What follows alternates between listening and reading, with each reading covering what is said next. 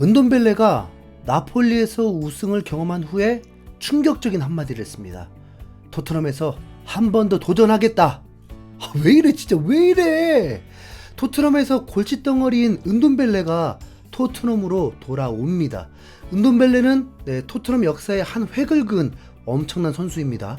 2019년 900억을 들여서 데려온 미드필더, 주급을 단번에 당시 손흥민보다 많이 주고 데려온 선수.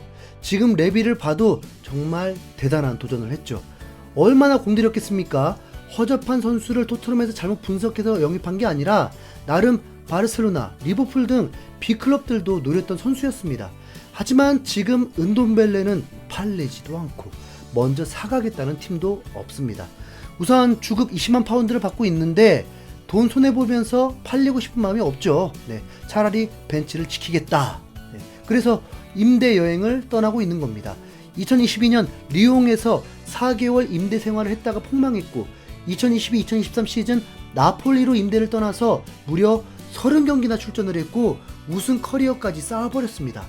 설마 본인이 우승에 일조했다고 생각하진 않겠죠.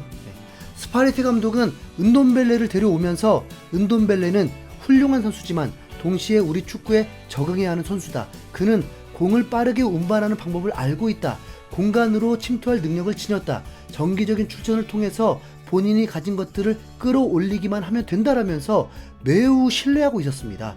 스파레티 감독의 전술에 은돈벨레에게 요구되는 정확한 역할이 있었던 거죠. 은돈벨레의 장단점은 명확한데 우선 기복이 없습니다. 똑같이 못해요. 그의 테크닉과 탈압박, 전진 패스 등 장점을 가지고 있지만 공격 상황이 아닐 때 활동량이 심각하게 떨어지면서 뭘 해야 할지 모르는 거든지 아니면 굳이 쫓아갈 필요가 없다고 판단하든지 그래서 게으른 미드필더라고 불리는 거죠. 심지어 토트넘의 이적 직전인 2018년 말에는 약팀들을 상대로 공을 쫓는 것은 좀 지루하다라는 황당한 인터뷰 답변으로 감독들이 가장 싫어할 만한 오만함까지 드러냈는데 하필 그 이후 토트넘으로 이적했고 이 프리미어리그를 얕보다가 큰 코 다쳤죠. 프리미어리그는 경기 템포가 가장 빠른 리그다 보니까 은돈벨레에게 정신없는 경기였고 본인 스타일 유지하려 했다가 제대로 비난 세례를 받게 되었습니다. 그나마 무리뉴도 은돈벨레가 필요하긴 하고 발전시키기 위해서 이례적인 관심으로 훈련까지 시켰는데 사실 이런 유형의 선수는 빅매치 홈에서 선발 출전시키면 잘할 선수입니다. 자기를 인정해주고 자기를 필요로 하면서 자기 과시하기 위해서 뛰면 팬들이 좋아할 만한 퍼포먼스가 나오게 되고 열심히 뛸 것입니다. 실제로 은돈벨레가 모든 경기에서 못했던 것은 아니거든요. 잘할 때 무리뉴 감독은 누구에게나 언제든 문이 열려있다는 걸 보여주는 가장 좋은 예시다. 은돈벨레는 자신이 왜 뛰지 못하는지 이해하고자 노력했고 이를 타파하고자 했다고 박수를 보내기까지 했습니다. 당시 은돈벨레는 확실하게 인정받고 토트넘으로 온 건데 오자마자 공격적인 포체티노 감독이 경질되고 무리뉴 아래에 새로운 경쟁을 해야 되고 코로나까지 터지면서 맥 빠지고 어린 나이에 계획과 다른 상황들이 생기면서 축구에 전념하기 어려워졌습니다. 거기다 로또 당첨되듯 잭팟까지 터졌으니까 열심히 하고픈 명분이 떨어지는 거죠. 그렇게 4년이 지난 겁니다.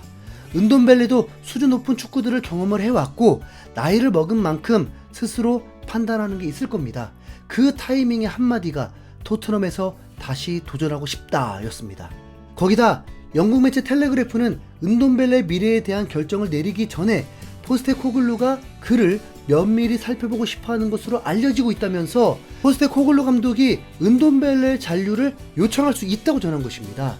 나폴리 때 상황을 보면 충분히 가능할 수는 있죠. 우선 은돈벨레에게는 콘테가 없는 것만으로도 토트넘의 마음을 둘 명분은 생깁니다.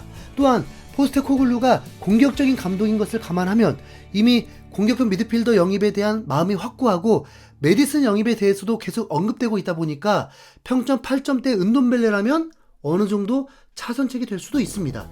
물론 은돈벨레가 그런 태도가 이제 되어 있는지는 포스테코글루가 판단하게 됩니다. 만약 포스테코글루가 은돈벨레를 낙점하게 된다면 레비 입장에서는 가장 좋은 시나리오가 되죠. 토트넘 입장에서는 은돈벨레 부활시키는 거 그런 적이 없죠. 아니 은돈벨레 업그레이드 시키게 되면 메디슨 같은 선수를 거액의 이적료와 연봉을 주는 부담을 덜게 되니까요. 아니 근데 현재 토트넘에 좋은 선수들이 올 수는 있는 건가요? 다음 시즌 유럽 대항전은 아예 출전도 못하고 순위 경쟁은 더 치열해진 상황에서 토트넘이 다음 시즌 4위 아니 6위 안에 든다는 보장도 없는데 선수에게도 목표와 꿈이라는 게 있는 건데 토트넘에서 꿈을 이룰 수 있다는 생각을 할 수 있냐고요.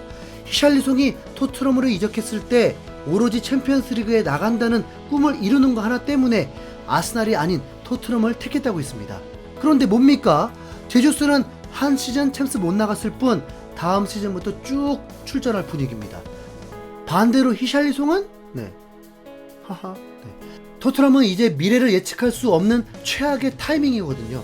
포스테코글루가 정말 리빌딩을 시키면서 단번에 과거 요코하마를 우승시키듯이 나폴리가 우승을 하듯 기적을 만들 수 있을 것인지, 케인과 손흥민이 다다음 시즌 어느 팀에 소속이 될런지, 레비 회장이 언제 경질되는지 이런 불안정한 요소들이 있는데 도대체 누가 온다는 거예요?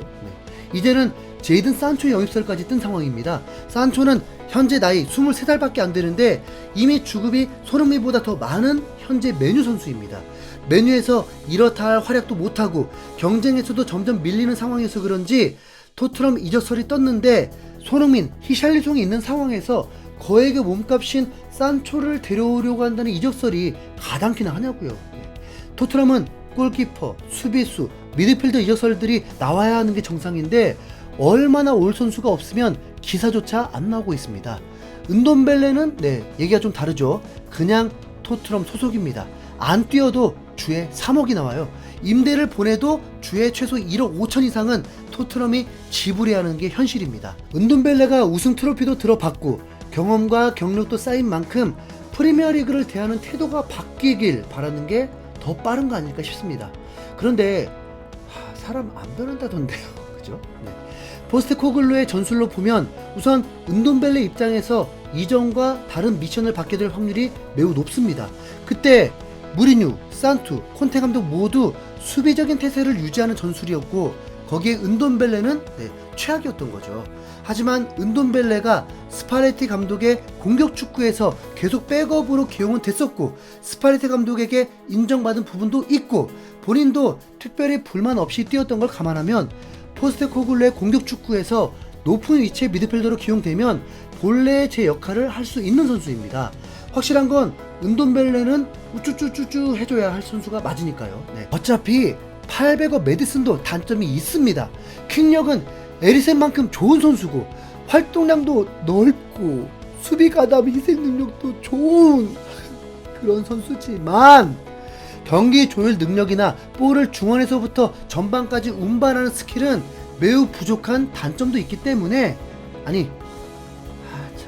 그냥 메디슨도 영입하고 은돈벨레도 그냥 데리고 있으면 안 돼요? 도전을 해봐야 할 거 아닙니까? 토트넘에서 공격적인 전술에 맞는 특화된 미드필더는 현재 없는 상황입니다. 스킵, 호이베르, 벤탄쿠르 다 아니거든요.